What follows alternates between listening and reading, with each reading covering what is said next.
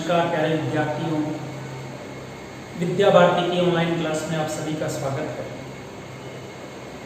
आज हम कक्षा 10 की प्रश्नावली 3 जिसके अंदर मुख्यतः समीकरणों को हल करने के बारे में चर्चा करने जा रहे हैं। जो द्विघात समीकरण होते हैं अपने, उन द्विघात समीकरणों को हल करने अर्थात द्विघात जो समीकरण होते हैं उनके मूल ज्ञात करने की प्रमुख विधियां सबसे पहले हम सीखने जा रहे हैं कि मुख्य विधियां कौन कौन सी होती है, अपने सिलेबस के अंदर कौन कौन सी विधियां है। तो अपने जो सिलेबस है, अपना जो कोर्स है, अपना जो पाठ्यक्रम है, उसमें प्रमुख रूप से 3 विधियां हैं। जो पहली विधि है गुणनखंड विधि, जिसको हम प्रचलित विधि के नाम से भी जानते हैं, और पूर्व में हमने कक्षा 9, कक्षा 8 में इस विधि से जो हमारे समीकरण होते हैं उसको हल किया है। दूसरी विधि है पूर्ण वर्ग विधि तथा तीसरी विधि है द्विघात सूत्र विधि, जिसका दूसरा नाम श्रीधर आचार्य विधि भी है। इसका एक सूत्र भी होता है कि जो अपना द्विघात समीकरण होता है उसका मूल ज्ञात करने का सूत्र x बराबर माइनस का b प्लस माइनस और रूट के अंदर आएगा b स्क्वायर माइनस 4ac का होल अपॉन पूरे के बट्टे में 2a। इसके बारे में जब हम इस प्रकार का विधि के बारे में विधि से हम समीकरणों को हल करेंगे तब इसकी आगे विस्तृत चर्चा करेंगे। आज हम चर्चा करने जा रहे हैं जो समीकरणों का जो मूल है, समीकरणों के मूल ज्ञात करने की जो पहली विधि है गुणनखंड विधि या प्रचलित विधि। तो हम गुणनखंड विधि या प्रचलित विधि के बारे में अध्ययन कर रहे हैं, तो उसको हम किस प्रकार से इस विधि से समीकरणों के मूल ज्ञात करेंगे इसके बारे में चर्चा करेंगे। जैसा कि आपके सामने सबसे पहले मैंने कुछ प्रश्न लिख रखे हैं, x square minus 3x minus 10 बराबर 0, इसी प्रकार से 2x square plus x minus 6 बराबर 0 तथा root 2x square plus 7x plus 5 root 2 बराबर इक्वल टू 0। तो आज हम इन सवालों को हल गुणनखंड विधि से करेंगे। किस प्रकार से ये विधि का उपयोग होता है, किस प्रकार से हम इससे शून्य का ज्ञात करते हैं, इसके बारे में हम अभी चर्चा करने जा रहे हैं। तो सबसे पहले मैं पहला जो क्वेश्चन लेता हूं, पहला क्वेश्चन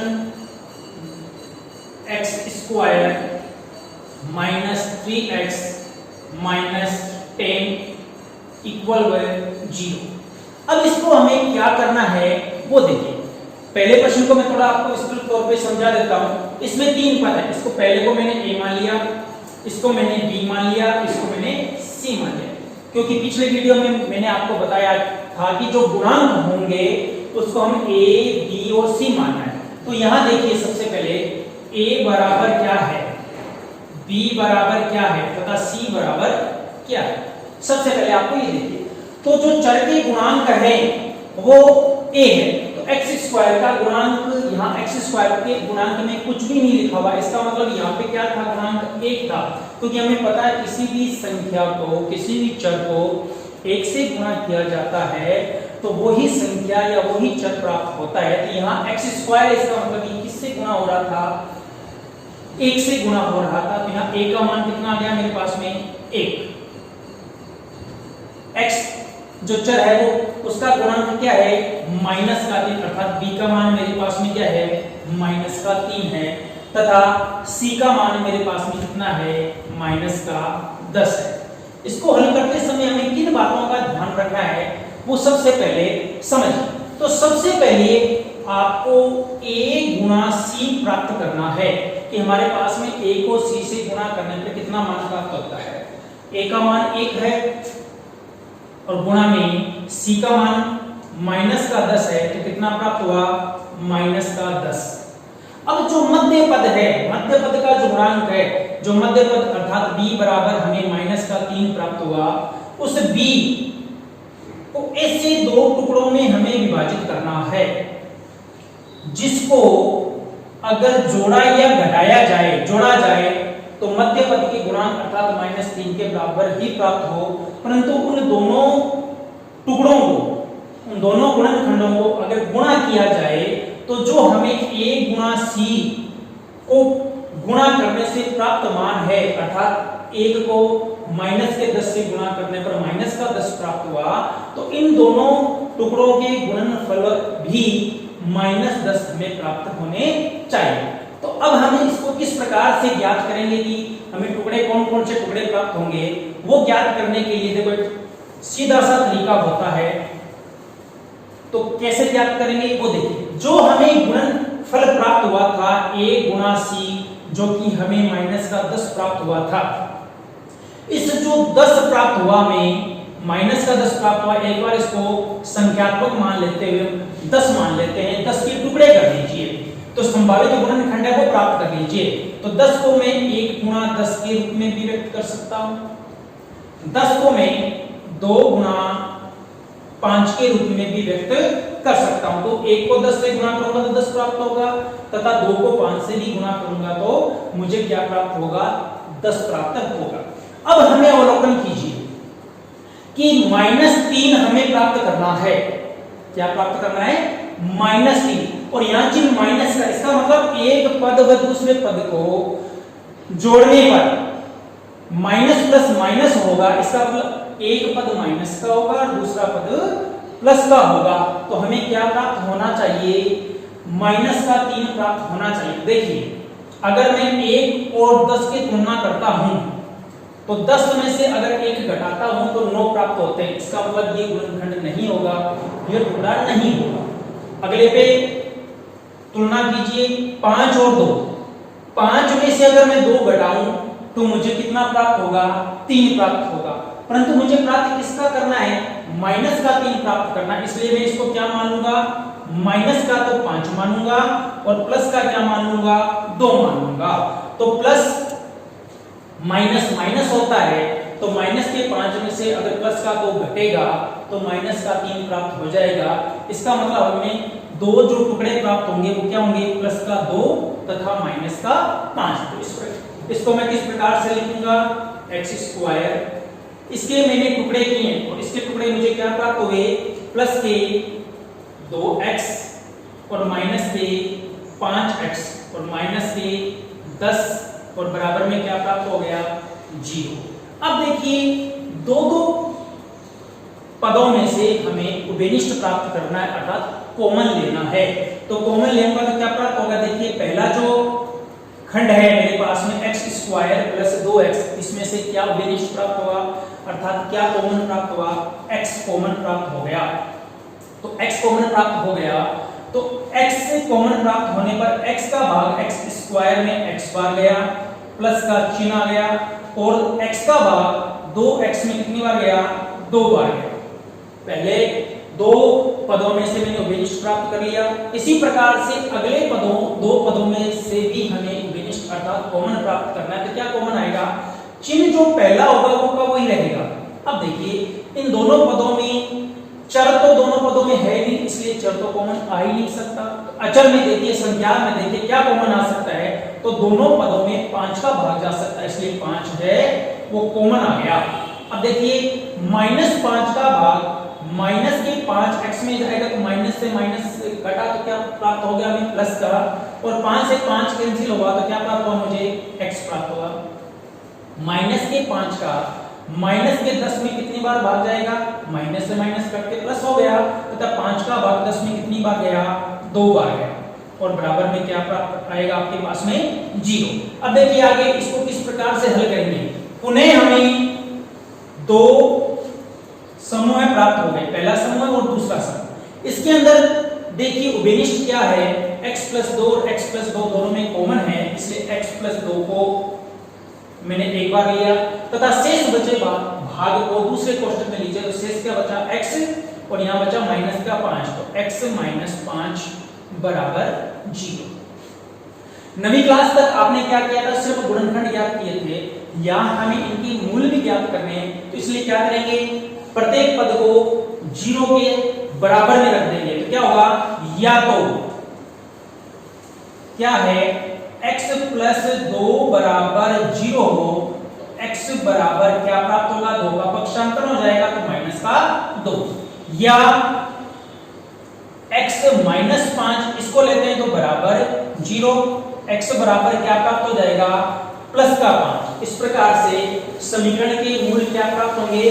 अतः समीकरण हमारे पास में जो था क्या था, x स्क्वायर माइनस का 3x माइनस 10 बराबर 0 के मूल क्या प्राप्त हुए, माइनस के 2 और प्लस का 5, मूल -2 5 है। इस प्रकार से हम गुणनखंड विधि से जो समीकरण है उसको हल करके उसके मूल है वो प्राप्त कर सकते हैं। चलिए एक और प्रश्न को लेते हैं, उसके द्वारा समझने का प्रयास करते हैं। अगला जो क्वेश्चन है वो देखिए ध्यान से। देखिए आपके सामने मैंने दूसरा क्वेश्चन लिख रखा है, वो देखिए। प्रश्न है 2x square plus x minus 6 बराबर 0। एक बार मैं पुनः लिख के तुलना कर लेता हूं ताकि आपको समझने में किसी प्रकार की परेशानी नहीं हो। a बराबर, इस गुणनखंड में a बराबर क्या होगा आपकी बार हमारे पास में 2, b बराबर यहां पर सिर्फ x है, इसका मतलब क्या है 1 है, और c बराबर क्या प्राप्त हुआ माइनस का 6 प्राप्त। जैसे कि मैंने पूर्व प्रश्न में आपको क्रिया करके बताया था, उसी क्रिया के अनुसार चलते हैं कि a को c से गुणा कीजिए तो a 2 है तथा c कितना है माइनस का 6 है, तो क्या प्राप्त होगा माइनस के 12 प्राप्त हो गए। अब आगे देखिए, मैंने बताया था कि जो b है उसके हमें 2 टुकड़े करने हैं, और टुकड़े इस प्रकार से करने की जोड़ने पे तो b का जो मान है अर्थात 1 आना चाहिए तथा गुणा करने पे उन दोनों टुकड़ों को क्या प्राप्त होना चाहिए, हमें माइनस का 12 प्राप्त होना चाहिए। तो पूर्व में जैसे मैंने बताया था उसी प्रकार से कीजिए। जो हमारे पास में a को c से गुणा करने पे जो मान प्राप्त होता है माइनस का 12, उसके सभी गुणनखंड प्राप्त कर लीजिए। तो क्या प्राप्त होगा हमारे पास में 12 है। मैंने बोला संख्यात्मक मान एक बार ले लेना चाहिए, तो माइनस प्लस पे ध्यान न देते हुए सिर्फ माइनस 12 प्लस के मान में, तो 12 के संभावित मैं टुकड़े करता हूं तो क्या हो सकता है 1 गुणा 12 हमें प्राप्त हो सकता है। दूसरा क्या प्राप्त हो सकता है 2 गुणा 6 प्राप्त हो सकता है, और तीसरा क्या प्राप्त हो सकता है 3 गुणा 4 मुझे प्राप्त हो सकता है। अब हमें तुलना करनी है, हमें क्या प्राप्त करना है सिर्फ x प्राप्त करना है। मतलब ऐसे दो मानों को जोड़ने या घटाने पर हमें क्या प्राप्त होना चाहिए x प्राप्त होना चाहिए, अर्थात हमें एक मान प्राप्त होना चाहिए। देखिए 1 और 12, अगर 1 को मैं 12 में जोड़ता हूं तो 13 प्राप्त होते हैं, तथा 12 में से अगर 1 घटाता हूं तो प्लस का मुझे क्या प्राप्त होता है 11 प्राप्त होता है। इसका मतलब ये संभव नहीं है। अगले से तुलना कीजिए, अगर मैं 6 में 2 जोड़ता हूं तो प्लस के 8 प्राप्त होते हैं, तथा 6 में से 2 घटाता हूं तो मुझे क्या प्राप्त होगा प्लस के 4 प्राप्त होंगे, जबकि हमें प्लस का 1 लाना, इसलिए ये भी संभव नहीं है। अगला देखिए अंतिम, अगर मैं 4 में 3 जोड़ूं तो 7 प्राप्त होगा, हमें प्राप्त 1 करना है, ठीक है। अगर मैं 4 में से 3 घटाऊं तो क्या प्राप्त होगा, मुझे 4 में से 3 घटा क्या प्राप्त होगा 1 प्राप्त होता है। इसका मतलब मेरे जो टुकड़े हैं वो क्या प्राप्त होंगे 3 किसका माइनस का, क्योंकि मैंने 4 में से 3 घटाया था, और प्लस का क्या प्राप्त हुआ मेरे पास में 4। अगर प्लस का 4 और माइनस का 3 लिया तो कितना प्राप्त हो जाएगा, हमें 1 प्राप्त हो जाएगा। इसलिए इसके टुकड़े क्या प्राप्त हो जाएंगे हमें 2x स्क्वायर प्लस के 4x और माइनस के 3x माइनस के 6 बराबर 0। पूर्व प्रश्न में की वही हम क्रिया दोहराएंगे। प्रथम 2 खंडों में से हम उभयनिष्ठ प्राप्त करेंगे, उभयनिष्ठ प्राप्त करेंगे तो क्या प्राप्त होगा, इन दोनों में उभयनिष्ठ क्या है x, जो भी चर होता है उसकी छोटी घात होती है वो उभयनिष्ठ होती है, तो यहाँ x स्क्वायर है, यहाँ x है, तो क्या प्राप्त होगा x, ठीक है। अब देखिए क्या इन दोनों जो संख्यात्मक मान है क्या इनके अंदर भी किसी संख्या का भाग जाता है क्या, हाँ 2 का भाग जाता है, इसलिए उभयनिष्ठ क्या आ जाएगा 2 भी आ जाएगा। कहने का मतलब ये है कि कॉमन क्या प्राप्त होगा हमें 2x प्राप्त होगा। 2x का भाग 2x स्क्वायर में कितनी बार गया x बार, प्लस का चिन्ह, 2x का भाग 4x में कितनी बार गया 2 बार। अब अगले वाले पद में से भी हमें उभयनिष्ठ लेना है, तो मैंने बोला ना जो चिन्ह है चिन्ह वही रहेगा। अब देखिए चर तो इसमें उभयनिष्ठ आ ही नहीं सकता क्योंकि दोनों पदों में है नहीं, इसलिए हमें क्या करना पड़ेगा, संख्या में देखना है कि उभयनिष्ठ है क्या। तो 3 का भाग दोनों पदों में जा रहा है, इसलिए उभयनिष्ठ क्या प्राप्त हो गया हमें 3, अर्थात माइनस का 3 प्राप्त हुआ। तो माइनस के 3 x में भाग गया x बार, और माइनस के 3 का माइनस के 6 में माइनस माइनस प्लस हो गया, और 3 का भाग 6 में कितनी बार गया, 2 बार, और बराबर में क्या प्राप्त हो जाएगा 0। बराबर में हमें क्या प्राप्त हो गया 0। अब देखिए पुनः हमें 2 पद प्राप्त हो गए, तो दोनों पदों में से उभयनिष्ठ है वो निकाल लेना है। एक पद ये है हमारे पास में, दूसरा पद ये है, दोनों पदों में उभयनिष्ठ है वो है x + 2, और शेष मान रखा उसको दूसरे कोष्टक में लिख दीजिए, क्या बचा 2x और माइनस का 3 बराबर 0। तो ये तो हमें गुणनखंड प्राप्त हो गए। अब इससे हमें मूल ज्ञात करना है, तो इसलिए क्या करेंगे, या तो प्रत्येक गुणनखंड को 0 के इक्वल में रखिए, बराबर में रखिए, तो क्या होगा, या तो पहला मान हमें क्या प्राप्त हुआ था x + 2 और बराबर में 0 रख दिया, तो क्या प्राप्त हो जाएगा x बराबर प्लस का 2 पक्षांतरित होगा माइनस का 2। या दूसरा जो गुणनखंड प्राप्त हुआ था हमें 2x - 3 बराबर 0, पक्षांतरित कीजिए, तो x बराबर देखिए माइनस का 3 पक्षांतरण होगा तो प्लस के 3 में परिवर्तित हो गया, तथा 2x के गुणांक में है तो पक्षांतरित होगा तो किसमें आ जाएगा, भाग में आ जाएगा। अतः जो समीकरण हमारा था, समीकरण के मूल क्या क्या प्राप्त होंगे हमें, माइनस का 2 तथा 3/2, माइनस के 2 तथा 3/2 है। आशा करता हूं आपको गुणनखंड विधि है वो समझ में आई होगी। चलो और विस्तृत समझने के लिए हमें एक और उदाहरण लेते हैं। जैसा कि मैंने आपको पूर्व में एक उदाहरण लिख रखा है, उसी उदाहरण को हम हल करते हैं।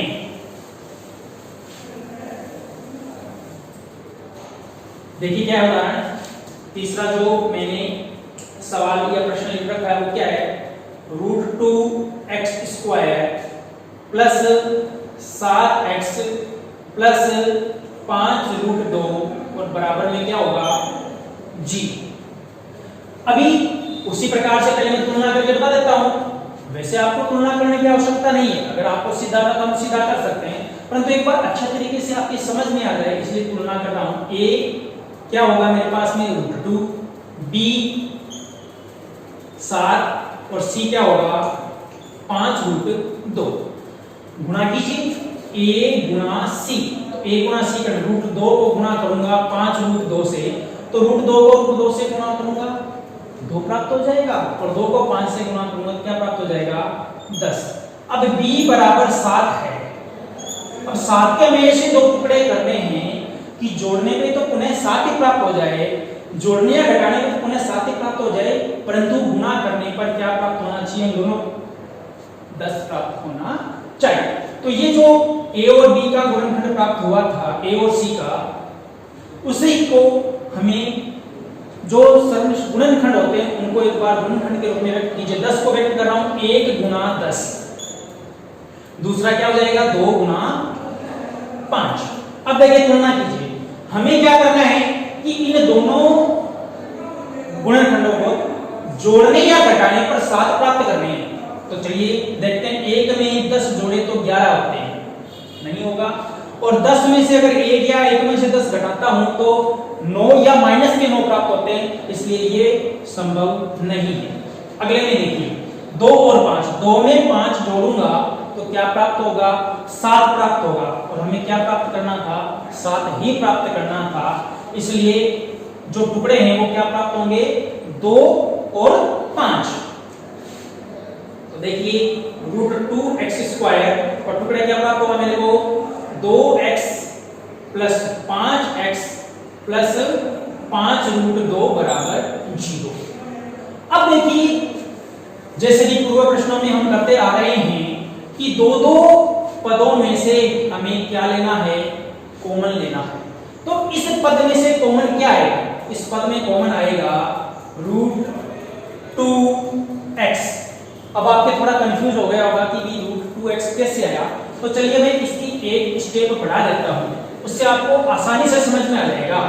तो देखिए √2x² प्लस मैं जो ये 2 है इसको टुकड़ों के रूप में लिख देता हूं, तो क्या आएगा √2 गुणा √2, ठीक है, और गुणा x, ये अपना पहला खंड हो गया। दूसरे में प्लस के 5x, ठीक है, और इसमें क्या होगा प्लस से 5√2 बराबर 0। अब देखिए ध्यान से, अब हमें स्वतः ही समझ में आ रहा है कि इसमें उभयनिष्ठ क्या होगा, x² और x में से x उभयनिष्ठ आ जाएगा, तो यहाँ √2 है और यहाँ √2 दो बार है, इसलिए √2 एक बार उभयनिष्ठ आ गया। कहने का मतलब इनमें से कॉमन क्या आया हमारे पास में √2x।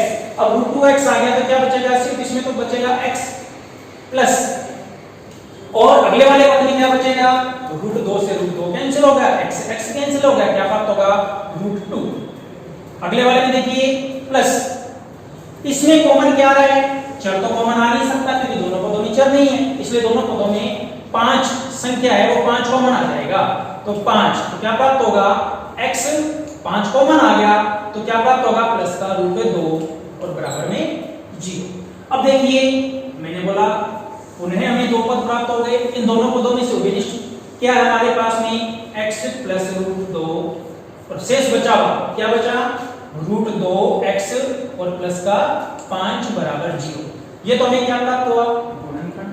अब इसके हमें मूल ज्ञात करने हैं, तो क्या करेंगे, इनको गुणनफल खंडों को 0 के समकक्ष लिखेंगे, 0 के बराबर में रखेंगे, तो क्या प्राप्त होगा, या तो x प्लस √2 बराबर 0, x बराबर क्या प्राप्त होगा प्लस का 2 है, √2 है उधर जाएगा तो माइनस का √2, या √2x प्लस 5 बराबर 0, x बराबर क्या प्राप्त होगा, हमें प्लस का 5 का पक्षांतरण करूंगा तो माइनस का 5, और जो √2 है x का गुणांक है, गुणा में तो पक्षांतरण होगा तो किसमें चला जाएगा, भाग में चला जाएगा। इस प्रकार से हमारे पास में जो समीकरण है उसके मूल्य क्या प्राप्त होंगे, माइनस के √2 तथा माइनस के 5/√2। तो इस प्रकार से हम जो हमारे द्विघात समीकरण हैं उनको गुणनखंड विधि द्वारा ज्ञात करके उसके मूल है वो ज्ञात कर सकते हैं। अगला जो वीडियो होगा उसके अंदर हम जो हमारे समीकरण उनकी पूर्णवर्ग विधि द्वारा मूल ज्ञात करना तथा द्विघात सूत्र अर्थात श्रीधर आचार्य सूत्र विधि द्वारा समीकरणों के मूल ज्ञात करना है वो सीखेंगे। तब तक आप जो प्रश्नावली 3.3 है उसमें जो दूसरा सवाल है उसके अंदर गुणनखंड विधि से समीकरणों के मूल ज्ञात करना के संबंधित सवाल दे रखे हैं, उनको हल कीजिए। तब तक के लिए नमस्कार, धन्यवाद, जय भारत।